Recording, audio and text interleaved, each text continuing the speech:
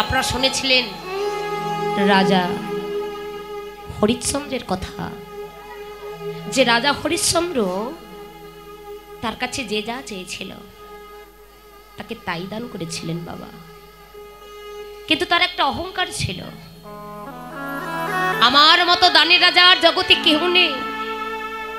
এই অহংকার ছিল বলে একদিন গুরুদেব বিশ্বামিত্র যা ছিল সব কিছু হরণ করলেন, কেড়ে নিলেন।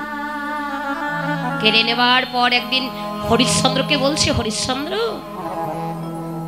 তুমি তো আমায় সবকিছু দান করলে, তো দান করলে যে দানের দক্ষিণা দিতে হয়, সেই দক্ষিণাটা তুমি আমায় দাও। তার আমার বলতে তো কিচ্ছু ছিল না বাবা।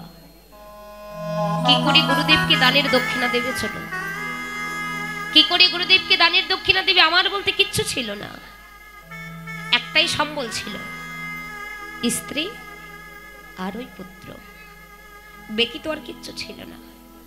নিরুপায় হয়ে গুরুদেবকে দানের দক্ষিণা তো দিতে হবে।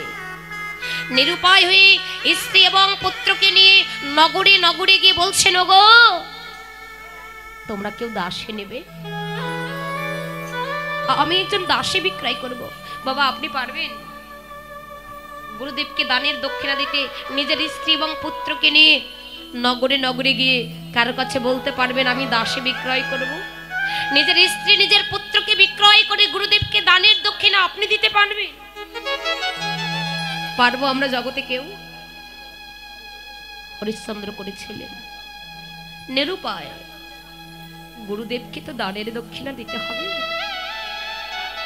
তাই স্ত্রী আর পুত্রকে নিয়ে নগরে নগরে গিয়ে বলছেন, ওগো কৃপা করে একজন কেউ বলো যে তোমরা কেউ দাসী নেবে নাকি আমি দাসী বিক্রয় করব।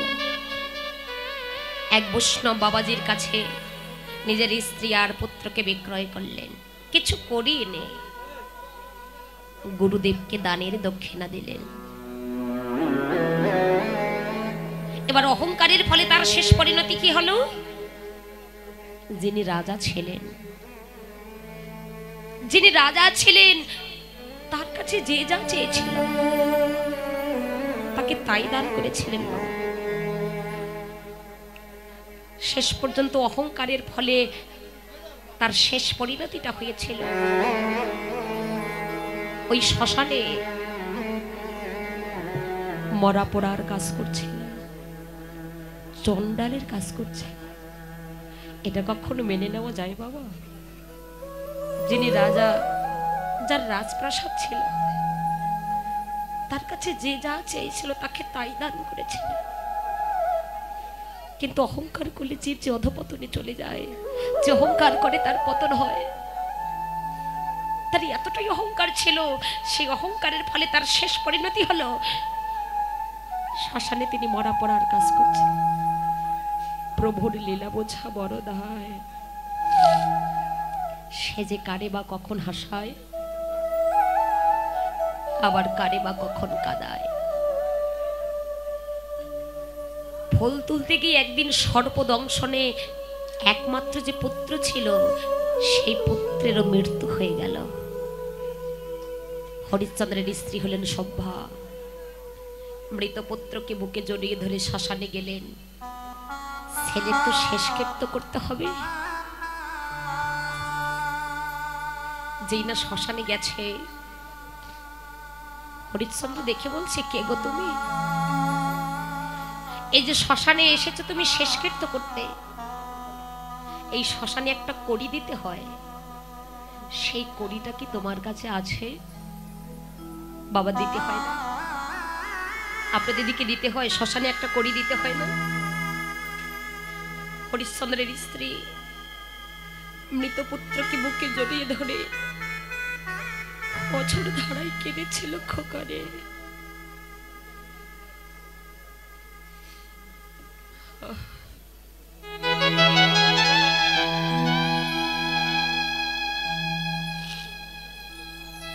তোর বাবা ছিল রাজা, এতদিন তোর বাবার কাছে যে যা চেয়েছিল তাকে তাই দান করেছে। আজ আমাদের ভাগ্যের কি নির্মম পরিহাস, ভব নদী পার হব সেই পারের সম্বলটুকু। হরিশ্চন্দ্রের আর বুঝতে বাকি রইল না, চমকে উঠেছে। তোর বাবা ছিল রাজা, যে স্ত্রী আর পুত্রকে বিক্রয় করে গুরুদেবীকে দানের দক্ষিণা দিয়েছিলাম, এরা তো দেখি তারাই এসেছে। বিলম্ব না করে চিনতে পেয়ে ছুটে গিয়ে মৃত পুত্রকে বুকে জড়িয়ে ধরেছে।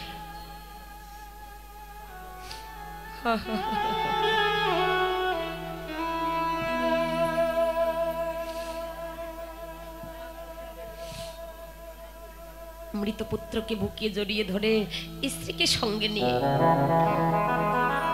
বাবা যিনি ভবনদী পার করেন তার নাম কি গো? যিনি ভবনদী পার করেন তার নাম ছিল মাধব পাটনি। ওই মাধবের ঘাটে গিয়ে মাধবকে ডাকছে, মাধব, ও মাধব, মাধব, ওরে আমি তোদের রাজা হরিশ্চন্দ্র। এতদিন তোরা আমার কাছে যে যা চেয়েছিলে আমি যে তোদের তাই দান করেছি রে। একবার নৌকাখানি ফিরাও মাধব, একবার নৌকাখানি ফিরাও।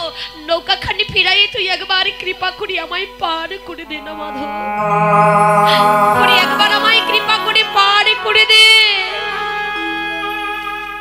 মাধবের ঘাটে গিয়ে রাজা হরিশ্চন্দ্র সেই মাধবকে ডাকছেন, মাধব পাটনিকেও, মাধব একবার নৌকাখানি ফিরাও, একবার আমায় পার করে দে মাধব, একবার নৌকাখানি ফিরাও। আমি তোদের রাজা হরিশ্চন্দ্র, এতদিন তোরা আমার কাছে যে যা চেয়েছিল আমি যে তোদেরকে তাই দান করেছিলাম। সেই দেখ আজ আমার ভাগ্যের কি নির্মম পরিহাস, আজ আমি ভবনদী পার হব, সেই পারের সম্বলটুকু যে আমার কাছে নেই। একবারে নৌকাখানি ফিরাও মাধব, নৌকাখানি ফিরাই একবার আমায় পার করে। কৃষ্ণ দেখিলে বা তার কি হয়? ভক্তি যার, প্রেম যার, ভালোবাসা যার, ধৈর্য যার, ভগবান তার। মীরাবাইয়ের সে একটি কথাই বললেন না, বিনা প্রেম সে নাহি মিলে নন্দলালা। ভক্তির ভক্তিতেই ভগবানের কৃপা লাভ করা যায় বাবা, ভক্তির ভক্তিতেই ভগবানকে বশ করা যায়, ভক্তির ভক্তিতেই ভগবানকে ধরে রাখা যায়। ভগবানকে কখনো ধরে রাখা যায় না, যায় বাবা? ভগবানকে বেঁধে রাখা যায়? যায় না। কিন্তু ভগবানকেও বেঁধে রাখা যায়, ভগবানকে বশ করা যায়, ভগবানকেও ধরে রাখা যায়। কিভাবে? জগতের কোন ভাগ্যবান, কোন ভাগ্যবতী যদি একেবারে যদি কেউ ভক্তির রজ্জু দ্বারা, একেবারে যদি কেহ প্রেম ডোরে ভগবানকে বাঁধিতে পারে, আমার ভগবান সেই ভক্তের কাছে এক জন্ম নয়, জন্ম জন্মান্তরের মতো সেই ভক্তির কাছে বাধা পড়ে যা।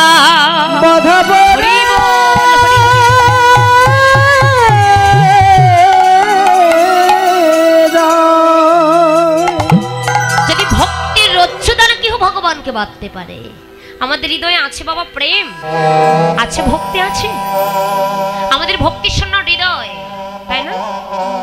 আমাদের এই দেহ কলসটা, আমাদের হৃদয় কলসটা বিষয় বাসনা, কামনা বাসনা দিয়ে পরিপূর্ণ, অহংকারে পরিপূর্ণ। কৃষ্ণ কথা আমরা ধরে রাখতে পারি না বাবা, পারি? এক কান দিয়ে যদি শ্রবণ করি আর এক কান দিয়ে বের হয়ে চলে যায়, ধরে রাখতে পারি না। একটা জিনিস আপনারা বিচার করবেন, এই যে আজকে মধুর শ্রী নববৃন্দাবন ধাম, অনেক অনেক ভক্তির সমাগম হয়েছে।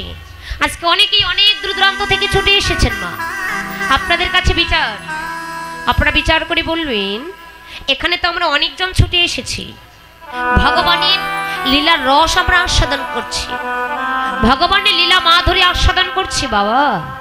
ভগবানের লীলা কথা শ্রবণ করে, ভগবানের গুণকীর্তি কথা লীলা মাধুরী আস্বাদন করে সবার কি নয়ন বাড়ি বরিশান হচ্ছে বাবা? সবাই কি ভগবানের নামের প্রেমে কাঁদিতে পারে? পারি না, কিন্তু সংসার মায়ার জালে পড়ে সকলেই কাঁদছি, কিন্তু ভগবানের নামের প্রেমে কতজন কাঁদতে পারি না। কেন? শাস্ত্রকার শাস্ত্রে কলম দিলেন, এই হরি নামে কৃষ্ণ নামে যদি কাহারও না হয় দুফোঁটা নয়নের বাড়ি অশ্রুপাত, তবে জানিবে সেই দেহে আছে কোটি কোটি কোটি জনমের অপরাধ।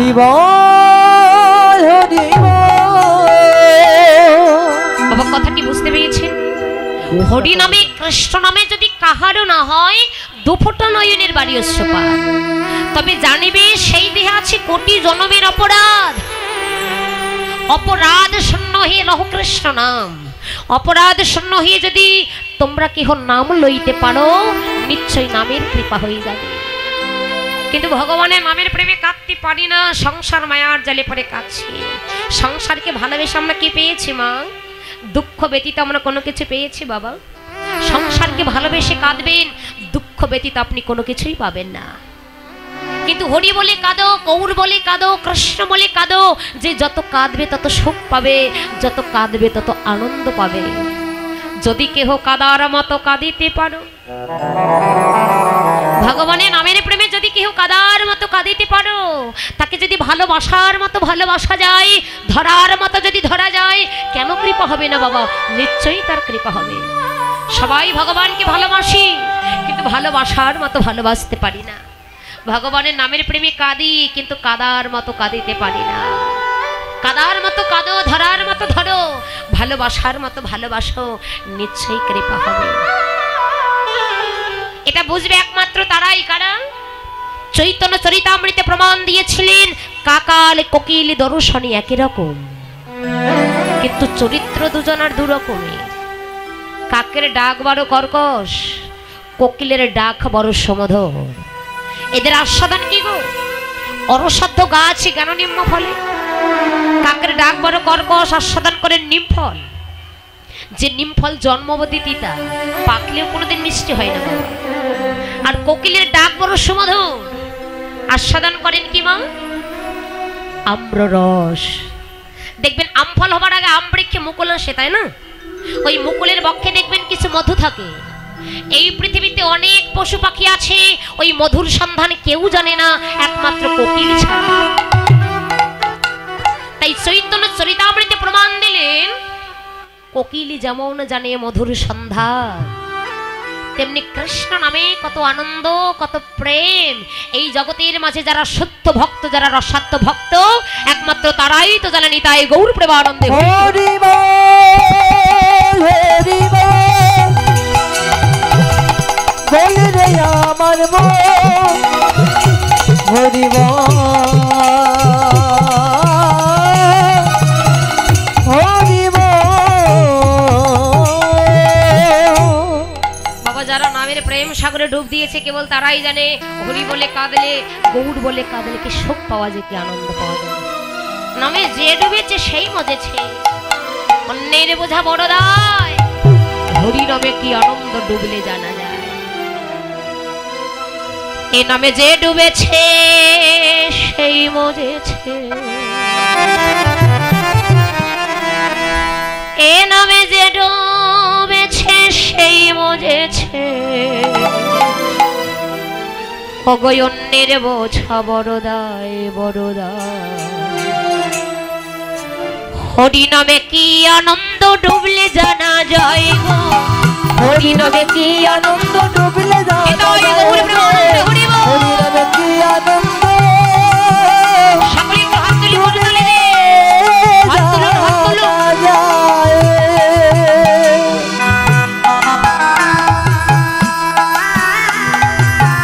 হাতগুলো উপরে ওঠে না, উপরে তুলুন এভাবে। হ্যাঁ, পিছনে হয় না।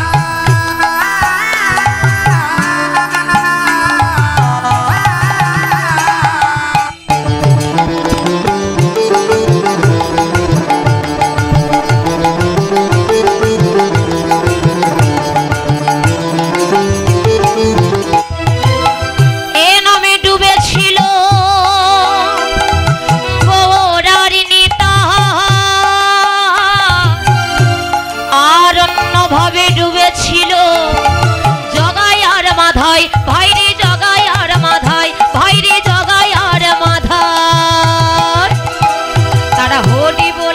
বাহু তুলে, ও তারা হরি বলে বাহু তুলে, তুলে সবাই ও তারা হরি বলে বাহু তুলে। আরে ধুলায় গড়া গড়ে যায় গড়ে যায়, হরি নামে কি আনন্দ ডুবলে পাওয়া যায়, কৃষ্ণ নামে কি আনন্দ ডুবলে পাওয়া যায়, হরি নামে কি আনন্দ ডুবলে জানা যায়।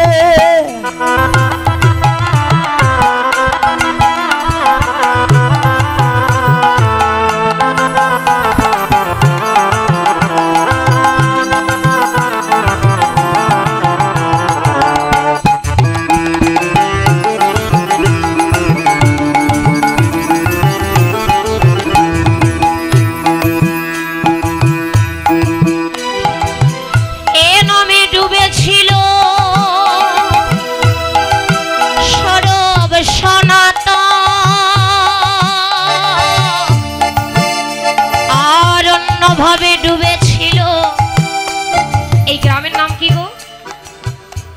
হ্যাঁ হ্যাঁ দীঘলকান্দি। এ নামে ডুবেছিল স্বরূপ সনাতন, আর অন্যভাবে ডুবেছিল এই দীঘলকান্দির ভক্তগণ।